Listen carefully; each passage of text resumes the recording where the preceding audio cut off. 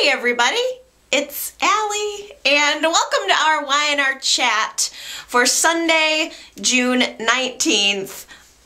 Okay, it's possible that I may have worked myself up just a little bit over the Kane storyline last week. I mean, the cliffhanger was amazing. I stand by that.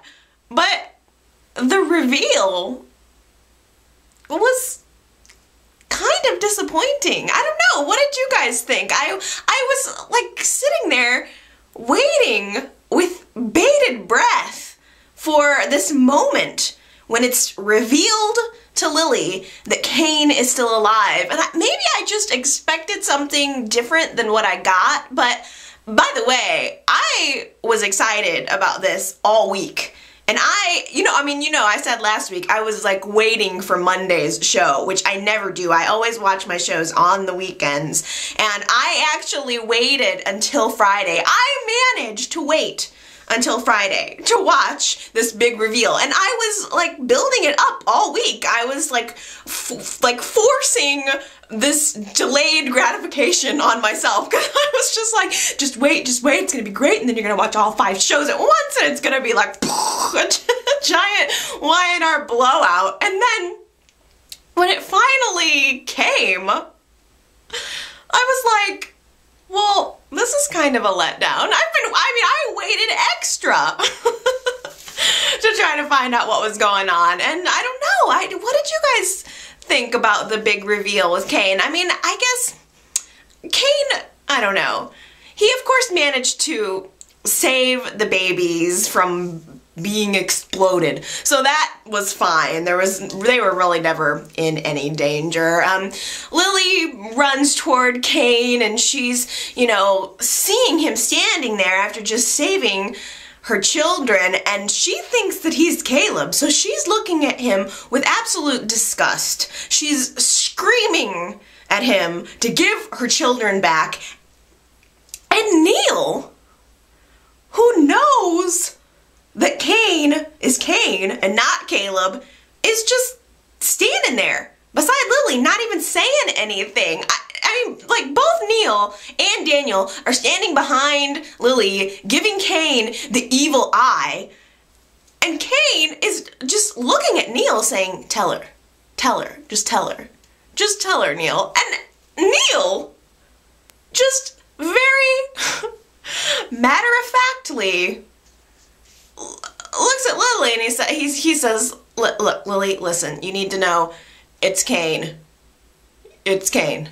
Whatevs. It was just, I don't know, that felt totally anticlimactic to me. I mean, she heard what Neil was saying, but she was just like, I don't even care. Kane is dead to me. I mean, she just wasn't having it. I guess I just expected that moment to be more shocking to her. Hearing it from Neil, I expected it to sink in for her, and for her to just have this totally like, moment. And that just didn't happen. And I guess on the other side of it too, I was expecting Kane to fight for her, like to just go after her and just embrace her and just make her understand. And Lily's just standing there all angry and confused, and Kane's not saying anything, and finally it got better. Finally Kane just looks at her, and he starts to calmly describe their life together. Like, my reaction would just be to go at her vehemently, but Kane just stands there very calmly and starts to try to convince her that it's really him, and they still have this connection, and that nothing's, really changed. And I guess that was the moment that I was waiting for, because he starts remembering and telling her details that only Kane would know. And he starts to talk about his proposal to Lily, and he talks about how they got Humphrey, the story behind his name, and he even, you know, tells her, look, I was there holding your hand when you had to shave your head before chemo, and it was this really tender, almost quiet, calm moment between them that was so satisfying. I mean, finally, that's what I was waiting for. I guess it just wasn't what I was expecting, because it was so understated. It wasn't an explosion. It was very almost even keeled, and it turned out being very satisfying for me. It was everything that I was waiting for. But Lily, on the other hand, was not hearing it at all. She is pissed. Lily is just pissed off.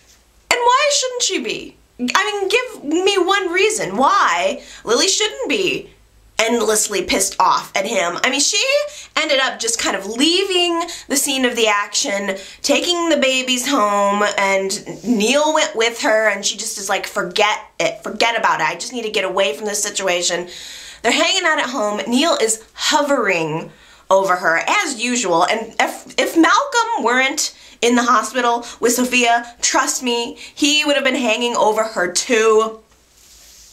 And finally, Lily just tells Neil, I need some space. I need to just get away to, you know, I just need to take a walk, just to clear my mind, to process what has just happened to me. And she sneaks away. She calls Kane, I guess. She calls Kane. Don't even ask me how she got his cell phone number. I have absolutely no idea. But she meets Kane in the park. And I mean, she's so totally furious at him, but she still has these unanswered questions. I mean, there's still so much that she doesn't know. And the fact is, she still loves him. I mean, whether he's dead or alive, that doesn't change her love for him. So she decides to give him a chance to plead his case. And Kane's argument, which felt like his argument to us. I mean, we've gone through this whole mess as Lily. You know, I mean, we were unaware that this whole storyline was about to develop. And his excuse for all of this that he's done was, I had no choice. He's standing there telling Lily that he had no choice in what he was doing. You know, he's saying you have no idea how dangerous Colin is, and my only options were to either lie to you or lose you. That was it. Those were his only two choices. And Lily's reaction was totally, rightfully unforgiving. I mean, she just looks at him and says, do you see that that's your problem? That you're never able to see the third option, which is being honest with her. Just to me, that rang so true. Isn't that the truth? I mean, I feel like that summed up the situation so beautifully. And as much as I want to have sex with Kane, I can't deny that this is not the first time he has lied to her, by any means. In fact, he has lied to her repeatedly. It has been a theme throughout the relationship. He lied to her about his identity as Philip Chancellor, first of all. I mean, that was his first huge lie. Then, he lied to her about Blake. He let Blake come into their home, get all wrapped up and involved in their lives, when he was this huge threat to her the entire time, lied about it, kept her in the dark about it. And then, I mean, 3 strikes, he let her think that he was dead. She mourned for him. We cried with her. She saw his dead body in the morgue. And he let that happen. And I know that Cain thought that he was doing what was best. I think his heart was in the right place, and I'm not questioning his love for Lily, but why does it never occur to Cain that Lily is his partner? His partner. She is not some delicate flower that he needs to protect, that he has to keep in a little vase. I know that if he trusted her and treated her as an equal, that he could have told her the truth about this whole thing.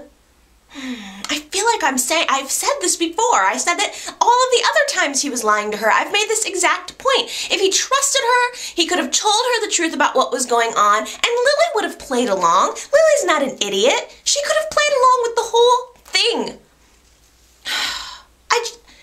Cain could have accomplished this exact same thing without putting Lily through all of this.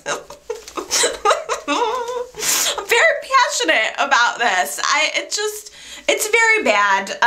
He and Lily are like having this conversation, and I'm torn because I'm like, Cain, you're being a jerk, but I want her to forgive him in a way. And then Genevieve shows up at the park as they're trying to have this reunion, and Genevieve just makes the whole thing 10 times worse because Genevieve reveals to Lily that she's Cain's mother, and there's just another thing that Cain lied to her about. It's just lies on top of lies, and at what point do you have to say, whoa, I may be in love with you, but I have my self-respect. I mean, how many times can someone lie to you before you don't forgive them anymore, love or not? Lily actually finally, after Genevieve showed up, Lily finally says, forget it. She leaves. She goes back home, and Daniel shows up. He shows up for her.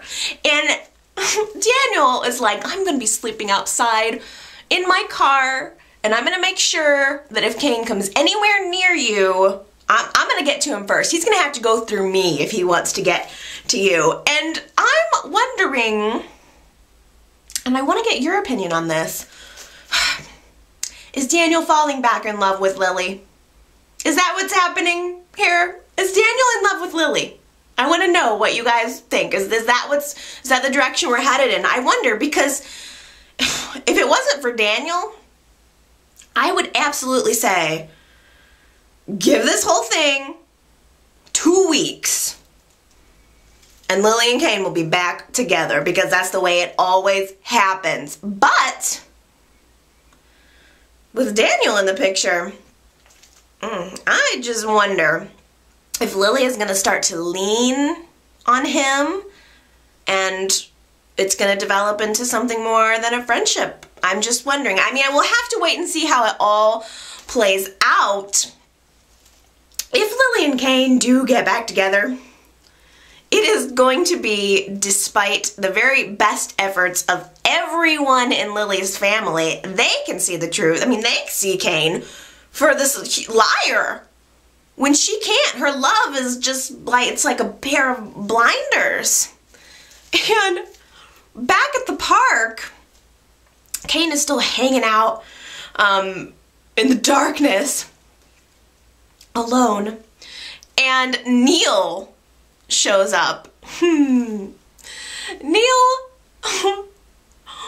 pretty much winds up one of those big old Popeye arms of his and just punches Cain right in his face. And as much as I love Cain, I was like, ugh, yes, that felt good. That felt like it was for me. And as Neil punched Cain right in his face, he said to him, that was for Lily and the kids. And you know what? In a way, I just kind of felt like that punch was for us, the viewers, too.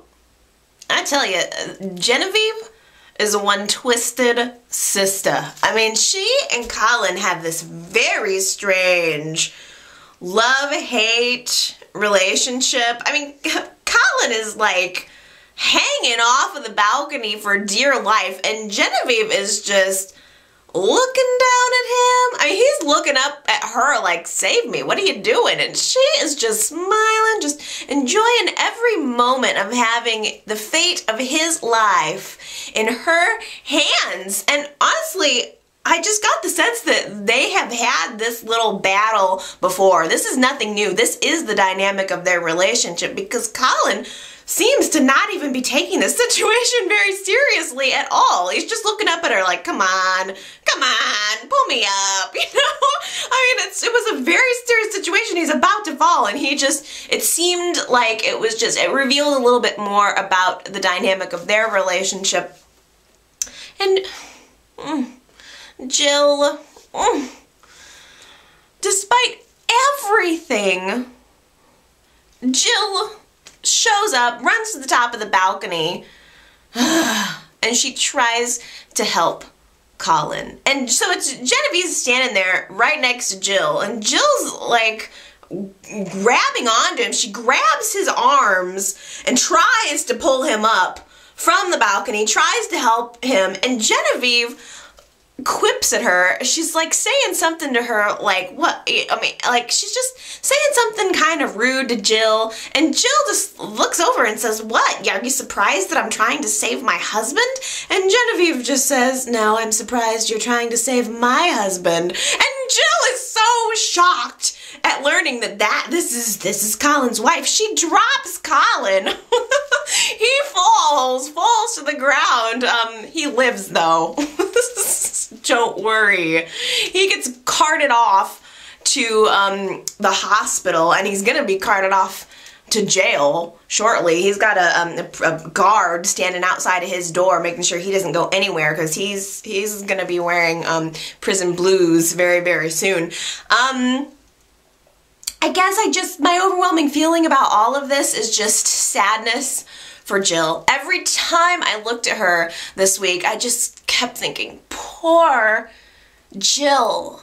Just her whole world came crashing down, and she finally decides that she's got to go up to the mansion. She's got to try to have some kind of conversation with Genevieve, and finally these two women actually come face to face.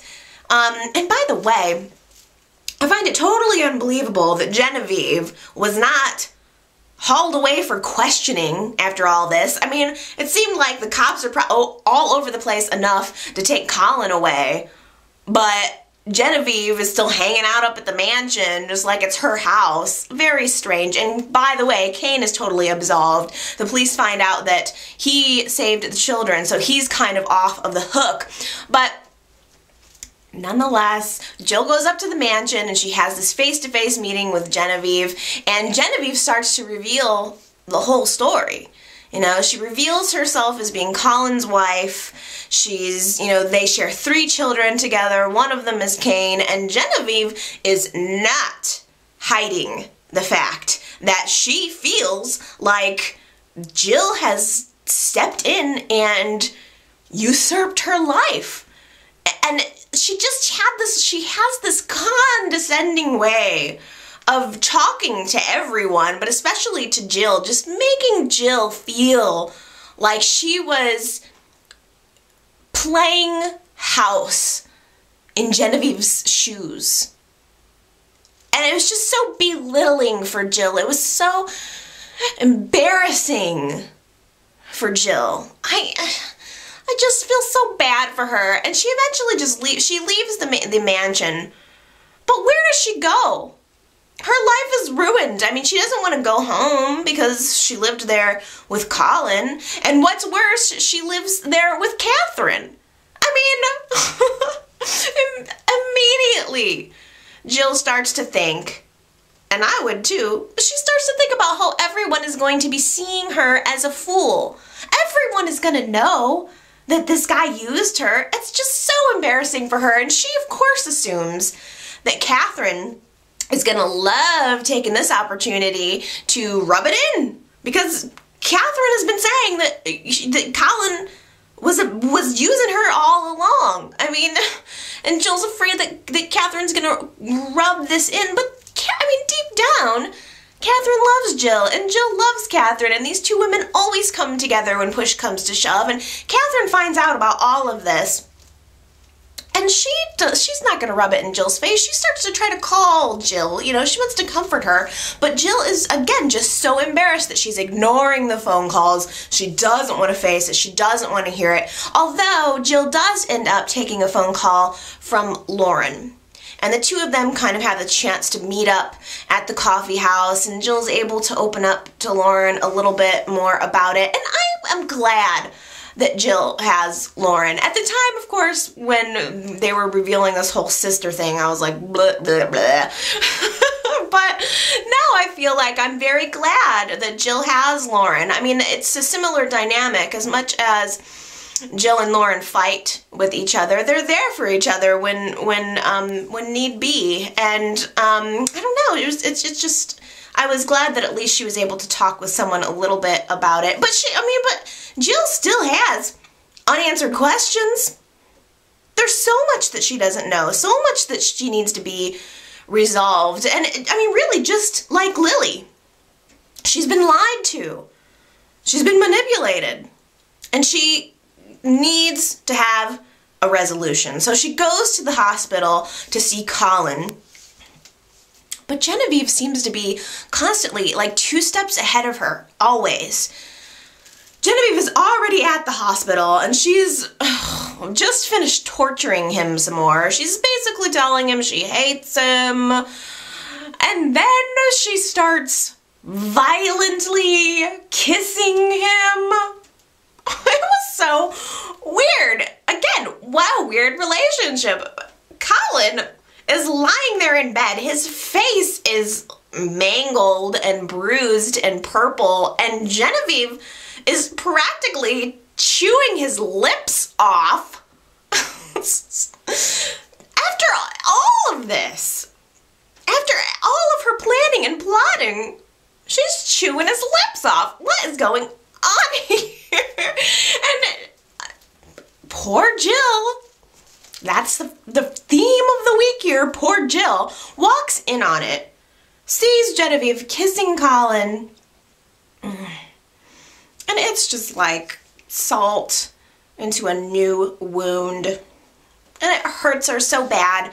And Genevieve just loves it. She loves the fact that she's rubbing that salt in. So she actually leaves.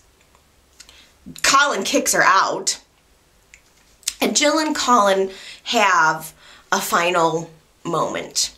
And Jill needed this. She needed to have this final moment with this man who never really was her husband.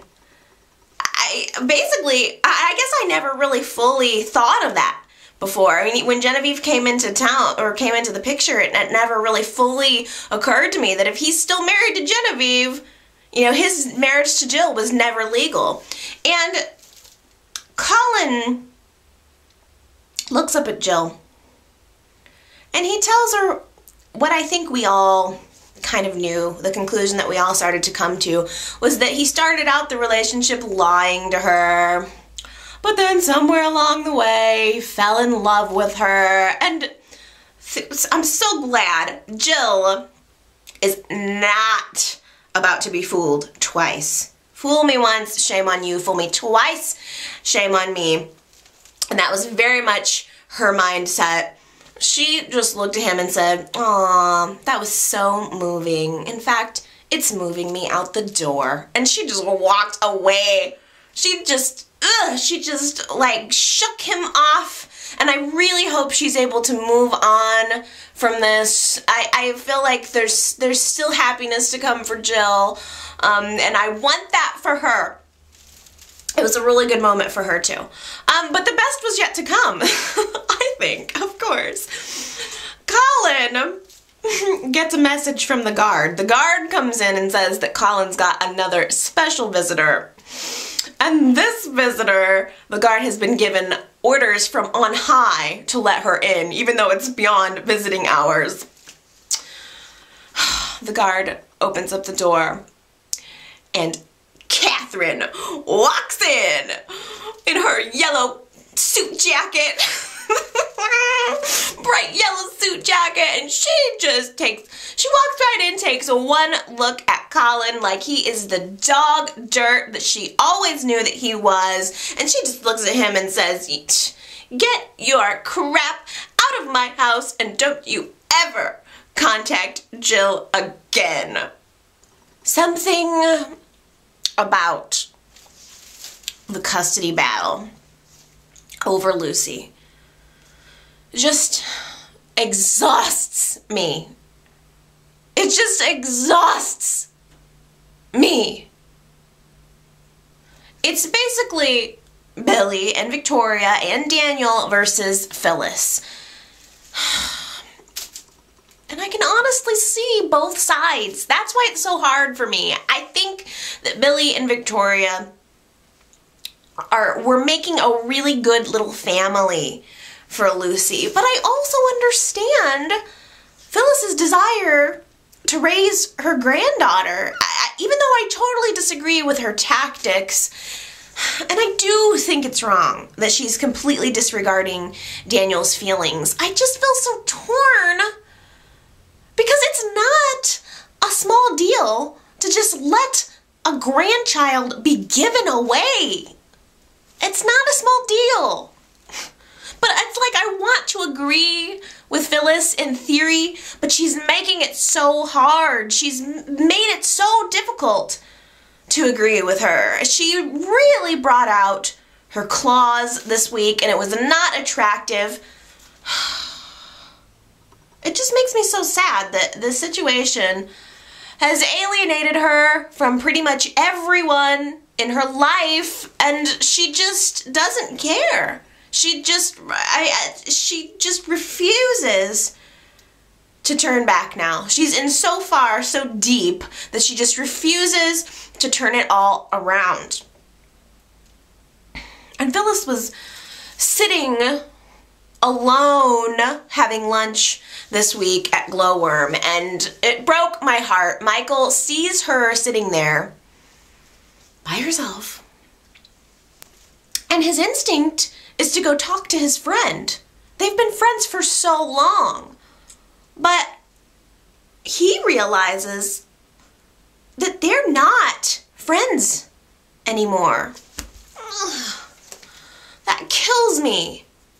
He flat out tells her, if you decide to go through with this thing with Daisy, we're through. And that was it. That was just it. I mean, Lauren disowned Phyllis last week, and Michael followed suit this week. And it's breaking my heart.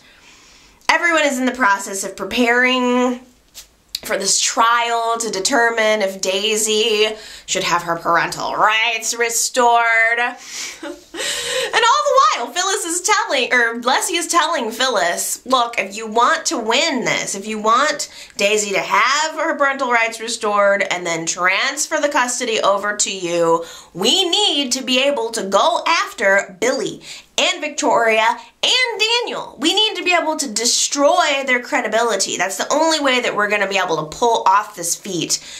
And Phyllis is hesitant at first. I mean, this is her son we're talking about. But then she ultimately gives in, and she tells Leslie to go ahead. She gives her the green light to go after Daniel too. You know, if she has to sacrifice him for the grandchild, you know, for now, that's what she has to do. And so the trial begins, and Daisy takes the stand. And she's wearing this sweet little dress, and she's sitting up very straight and being very proper, and she's giving the sad doe eyes. And she's talking about how she didn't want to do all of the terrible things that she did. Oh no, her aunt forced her into it, abused her if she didn't go along with it. Well, we all know that that is a lie. That is a blatant lie. She enjoyed torturing Lauren and Jana. You could see it on her face. You remember? She loved it. And she's still sitting there on the stand telling these lies that she didn't want to give her child away. She was just afraid. She's a delicate flower. She was just afraid of having her child while she was on the run. She didn't want to do that. She was doing this for her child. What a load of baloney. And then Phyllis takes the stand. And Phyllis actually says to the judge, with a straight face, I believe that if Daisy's parental rights were restored, that Lucy would be in the best hands possible. I don't know how she said that with a straight face, unless she's talking about Lucy being safe in her hands and Phyllis's hands, because Daisy is in no way the best thing for Lucy, who it's insane to me that now this is happening. But Leslie manages to make strong points to the judge.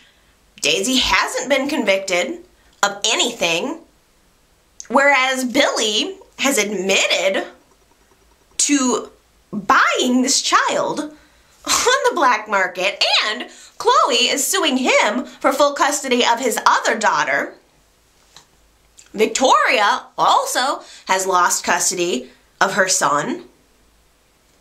And Daniel, I didn't realize this, but Daniel's apparently been arrested 5 times. Boy, those arrests really add up. I had no idea. Has it been 5 times already? Daniel's been arrested all of these times. And he signed his parental rights away. So what choice does the judge even have? As unbelievable as it sounds, the judge actually awarded Daisy to have her parental rights restored, and then turned around, since Daisy's in jail, gave the custody, temporary custody, to Phyllis. So Phyllis wins. Phyllis wins for now, I guess, because I'm telling you, involving Daisy in this whole situation will backfire on Phyllis. I don't know if it's going to be now or if it's going to be later, but Daisy is toxic, and it's going to backfire on Phyllis one of these days. So Billy and Victoria are devastated, absolutely devastated, and their marriage is pretty much over. You can count the days that these two are going to still be together. I guess it's better to get the pain over with now. I know that's really cynical to say, but it wouldn't get any easier. This fight would have continued on. Frankly, they wouldn't have been able to hang on to her as much as they wanted to, and it just wouldn't have gotten any easier down the road. So in a way, it's just like, well, I guess it's good that they are just gonna have to come to terms with this. I just keep thinking about the time that Billy brought Lucy home and put her in Victoria's arms, and the whole time Victoria is saying, do not put her in my arms if I'm not going to be able to keep her. I don't even want to hold her if there's any chance that she's going to be taken away from me. And guess what? Guess freaking what? That's exactly what happened. There was some tragic foreshadowing there, and honestly, I don't know that Victoria will forgive Billy for this. I think that Billy is trying his best to be like hopelessly optimistic, but Victoria is starting to just realize, she's starting to conceive the reality of the situation, and she's pretty much given up. She loves Lucy, but she knows that this is a losing battle. And she feels like it's all Billy's fault. Billy feels like it's all Billy's fault, and I feel sorry for Billy because I know his heart was in the right place and the situation just got out of control, and it was such a twist of fate that it ended up going this way, and I do feel bad for him. I hope that he does not go back to drinking. I enjoy Billy and Victoria together, and I like that she grounded him, and I don't want to see him going back to being that crazy wild guy. As entertaining as it was, I like this more mature Billy, and I can't help but think that none of this wouldn't be happening if Daniel hadn't signed away his parental rights. I mean, I'm not saying that's a blaming Daniel for that, but if Daniel hadn't signed away his parental rights, the outcome of that trial would have gone differently. I mean, probably Daniel would have got custody. He could have turned around and given Lucy back to Billy and Victoria if he wanted to. So it is a mess. It is an exhausting mess. Daniel has completely disowned Phyllis along with everyone else. After the verdict was read, Daniel sat in the courtroom waiting for everyone else to leave, and he just has this moment where it's just Phyllis and Lucy and him in the empty courtroom, and he says to her, you know what, you better hold on tight to Summer and Lucy because they are the only children that you have. Catherine was sitting vigil by Tucker's bedside this week, and she said out loud to him, I know that I'm not doing things the way that you would be doing them, but I'm trying to do what I think is right. Catherine is on the fence about this Jabot issue, and she has both Jack and Victor jockeying for control, and they're both being, in different ways, aggressive about it. I mean, Victor is manipulating Catherine. He acts like he is doing this for her. Like he wants to take Jabot off of her plate so that she can focus on Tucker, which is so manipulative. And Catherine is unable for some reason to see through this. For as long as she's known Victor, for as long as they've been friends, she's unable to see through the fact that he's manipulating her. She should know better. Has she met this man? I mean, Victor never does anything that he's not going to benefit from. She should know damn well. Catherine actually said to him, Victor, there are some factors here that are more important than money. And so, what does Victor do? He turns around and sweetens the pot, tries to offer Catherine more money to sell Jabot. He just does not get it.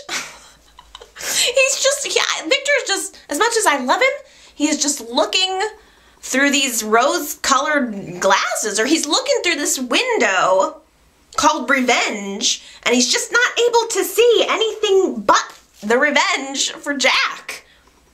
And Jack, I kept thinking, for crying out loud, Jack, stop worrying about getting a CEO position at Jabot. Do what you can to buy Jabot. Getting a CEO position is always going to be temporary. But Jack took my advice, and he started trying to get together the money to buy Jabot. And he tries to talk to Ashley, and he tries to talk to Tracy to get them to pool their money together to make an offer to Catherine that is better than the one that Victor has made to her. And it really did tick me off. It was like the rock bottom, I think, for Jack, because he's talking to Ashley about all of this business stuff, and frankly, I really can't even believe that Ashley is at all concerned about Jabot right now. That is unbelievable to me that she would even be giving a crap about Jabot while she's in jail on trial for attempted murder. I mean, she's facing major charges here, and Jack is going to her for money to buy Jabot, and to boot, he was kind of trying to make her feel guilty for not shelling out the cash for this deal when, I mean, she's on trial for attempted murder. I don't get it. Jack just has this mentality where he thinks that Jabot is what keeps the family together. Jabot is the only thing that's keeping the family together, and it will reunite them, and it will keep us together. But keeping your family together means just keeping the family together. You don't need Jabot in order to do that. Keeping your family together is the thing that's going to keep it together, not just seeking this external source. Get it, Jack? Do you get it? It just kills me. And I was so glad that John actually visited everyone this week. It was time. We needed some sense injected into the situation. So John visits everyone this week, and he goes to Ashley, and he gives Ashley what I think is very valuable advice, which is stop lying. Stop lying. It's amazing how things will resolve themselves if you would stop lying. I understand her concerns. I understand exactly the position she's in. She needs to stop lying. You have to let the truth come out. It's the only way. And I really appreciated that John actually came in and said that. I mean, Ashley did the same thing when John shot Tom Fisher. She tried to come in and take the blame for him, which is admirable. I'm not saying that Ashley is some horrible person because of what she's doing. I think that I think her heart is in the right place. But just like Phyllis, she's going about it the wrong way. She's just going about it the wrong way. And it's killing me. Ashley actually said this week to John, deep down inside, I know what I'm doing is wrong. To me, that's all you need to know. If you know deep down that what you're doing is wrong, then don't do it. I'm sorry. I'm very passionate about things today. John also pays a visit to Jack. And I honestly thought that was like the scene of the week. Jack and John. Oh, Peter Bergman was so good this week. John asks Jack, why? Why is Jabot so important to you? Can't you just try to let it go? And Jack opens up. He has this wonderful moment where he opens up to John and starts to reveal that it's all about proving himself and making John proud and restoring his memory. And it was Jack that was responsible years ago for losing Jabot, and he told John, I'm the one that talked you into taking the company public. I promised you riches.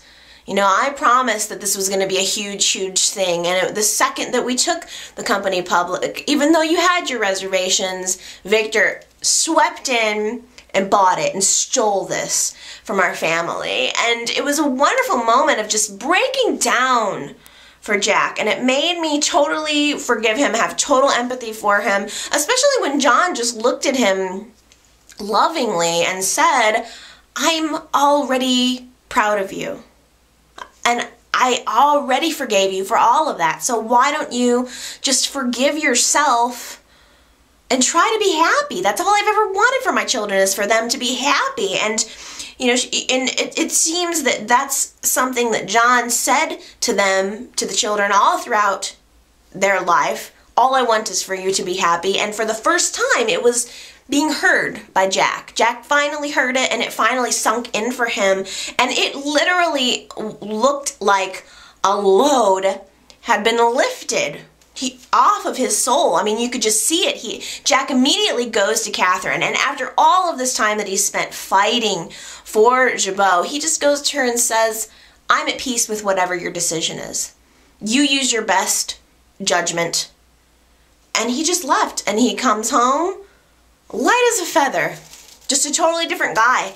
And I just thought that was such a good kind of lesson too, because I don't know if you guys have ever experienced this, but sometimes you get what you want just by letting go. And I just thought that was, the moment of the week. I really enjoyed that.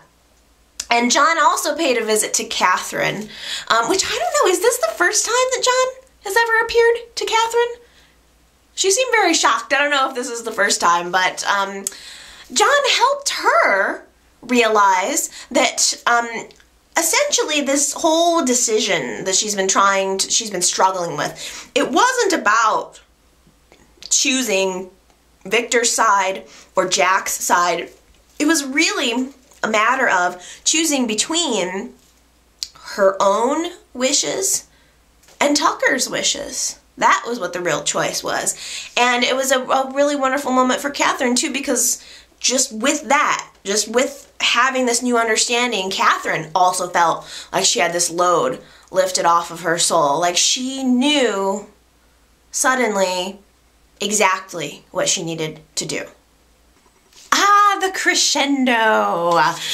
The time has come, finally, for the Newman Enterprises stock to go public. The wheels have been put in motion for Adam's big plan, and big things are happening. It's Diane's job to keep Victor occupied and completely unaware of anything that's going on in the media. That's her job. That's her plan, her part that needs to be carried out.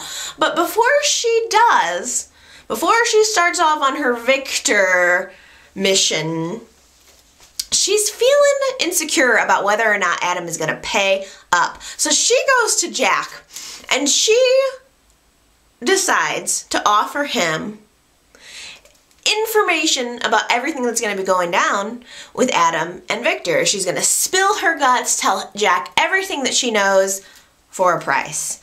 She's going to hedge her bets and make sure that she gets her money one way or the other. Now, there's pretty much nothing in the world that Jack could love more than an opportunity to make millions and stick it to Victor all at the same time. So it's pretty much a dream come true for Jack. Diane heads out to the ranch, and the whole time I'm wondering, what is she gonna do that's gonna stall Victor? Well, Diane tells Victor that she is pregnant. And I mean, why not? Like, Victor can literally get a woman pregnant just by looking at her. Victor Newman has like a super sperm.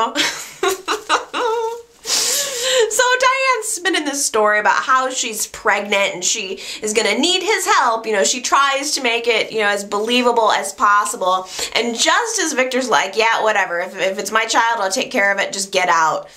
Just as Victor's about to kick her out, Diane starts to, she's having cramps and she's having a miscarriage all of a sudden, and it turns into this huge medical issue. Victor's just like stunned. I mean, he's just, all of a sudden he's thinking he's gonna be a father, and now she's miscarrying, and he's trying to do the right thing. He's trying to, you know, I mean, at the very least, he wants to be able to get her some help. So Victor calls the paramedics.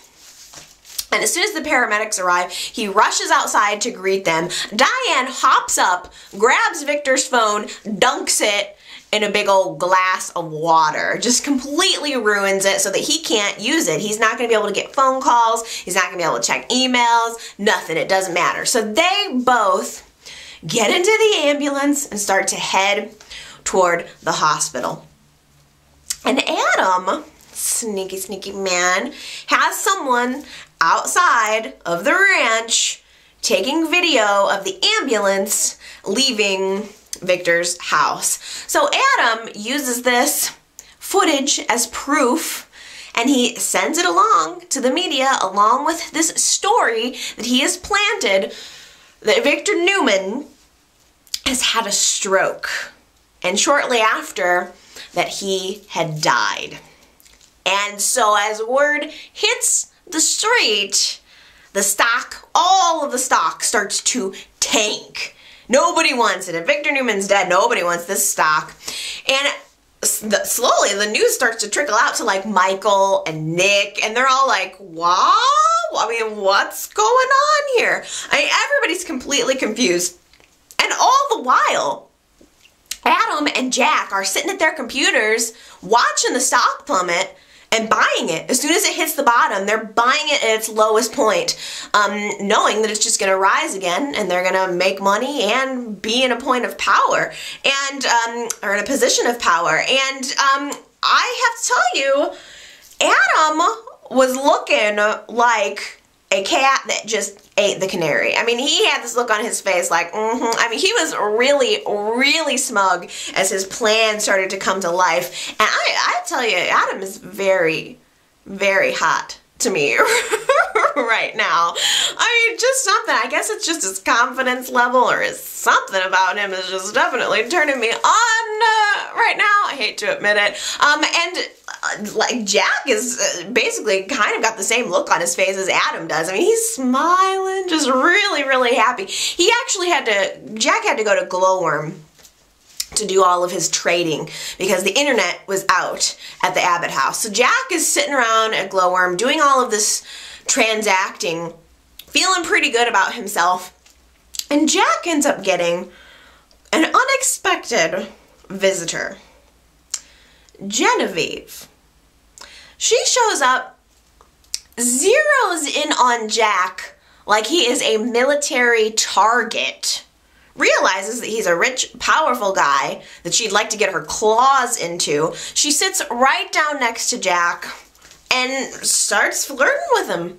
And just, you know, kind of playing. I mean, Jack's having a great time. He's having a scotch, making all kinds of money, and getting back at Victor at the same time. This beautiful woman sitting down next to him. So he's totally eating it up. I mean, he's cautious, but she's just like flirting and complimenting his business acumen, and I mean, she's really laying it on pretty thick. But she's you know, she's mysterious too, and Jack's kind of intrigued. He's got a lot going on, but like Genevieve won't even tell him her name. It was very strange. The dynamic was very strange. She just kind of says something to him like, well, you'll know soon enough who I am. It was very weird, but it was an interesting little side note that I think could possibly develop into something interesting soon. It seems like the actress is going to be staying around for a while, because she certainly is working on a plan to get her hooks into Jack. Now, back in the ambulance, Victor is starting to figure it out. The Diane is completely full of crap. I mean, the paramedic is checking her vital signs. They're all normal. Everything about it is normal. And Victor's like, something seems a little suspicious here. And as soon as Victor fully realizes that Diane is lying, she admits to him that she's lying. Victor is so mad, realizes that this is part of a plan having to do with his IPO. Victor's so mad, he kicks open the ambulance doors and throws Diane out of the back of the ambulance. Oh, it was so hilarious. I loved it. Diane ended up like going back to the hotel room that she shares with Adam later on, and she's all like dirty and bruised and hobbling. She's got this huge scratch on her face, but her mission was accomplished. She did exactly what she needed to do. And Victor goes home, sees Michael and Nick sitting there. Of course, they're all glad he's okay, but they all start to figure out exactly what happened, and more importantly, who exactly was behind it. Didn't take them long to figure that all out, but the damage has been done. I mean, now there's nothing else they can do. I mean, except, I don't know, I almost kind of wonder, like, how is it possible that Adam is not liable for this whole thing? I mean, you can't just do that. You can't just plant a story. I mean, it's quite clear what he did. I mean, he's clearly the one who benefited from all of this, a lie that affected people's wallets. I mean, you can't tell me that wouldn't be under investigation, and Jack would be under suspicion too, because he made money off of it. So I don't know. If there aren't laws against that sort of thing, there certainly should be. But either way, the damage is done. It has made Adam and Jack both very, very rich men in very powerful positions at Newman Enterprises, owning not a majority of shares. I'm sure Victor has held back the majority of shares, but they own enough stock to make trouble for Victor. Victor is not gonna like it, and he's not gonna let this happen without a fight. I thought another little interesting facet of this, Nick, after he finds out what happens, runs over to Adam and Diane's hotel room, and he's gonna give Adam a piece of his mind. You know, he starts saying, what is it about this for you? I mean, is it the money? Hooray, you made yourself a bunch of money. And Adam just looks at him. He's like, you're a fool. If you think that this is all about the money for me, you're a fool, because it's about the stock. I want Newman. You know, he wants to get at the thing that Victor values the most. That's the point. It's not about the money. It's about the revenge. The revenge is sweet, and that's what he's after. And it's a completely different story for Diane, on the other hand. It's all about the money for her. And there was a really wonderful scene where Adam leaves and Nick and Diane are just together, and she's all battered. She's got these scratches on her face, and Nick is just looking at her with absolute disgust. She says to him, she tries like one last time to open up to him and tell him that she loves him. You know, she's opened her heart up to Kyle, and no one since Kyle until Nick. And so she tries to appeal to him, telling him how much she actually did care about him, trying to salvage the relationship. But if that relationship was not over before, it's definitely over now, because Nick looked at her and just, this very poignant moment, just looked at her and said, I dodged a bullet with you. Frankly, I am thankful every day that I did not end up getting involved with you. That was so good. I know that feeling, and I loved hearing him say that. So this is getting very good. I mean, we all know that Mara West is leaving the show. Although I have to tell you, I have enjoyed her so much this week. She was absolutely despicable this week. It was so compelling. I enjoyed it more than I can even tell you. And now the stage is set. It's gonna be Adam versus Jack versus Victor, and it's everything that I have wanted. It's exactly the business storyline that I've been waiting for. I'm so excited. Okay, those are my thoughts for this week. Oh my goodness, it's been a crazy good week. I've totally enjoyed it. I hope that you guys have enjoyed it too, and I can't wait to read what you're thinking. There's a lot happening, and I need some perspective. Give it to me, especially on like the Phyllis situation. I'm feeling so mixed on that. I really want to hear from you guys on that. And you know, just everything, anything I missed, anything, you know, more that you want to add, just absolutely feel free to leave me a comment. I love reading them, and I will definitely be responding to them this week. And I'll be back next week to chat with you again about the show. I hope that you're enjoying my my vlog here, and I'm enjoying it, and I'm looking forward to talking to you guys again next week. So everybody take care, have a good one, and I'll see you next time. Bye!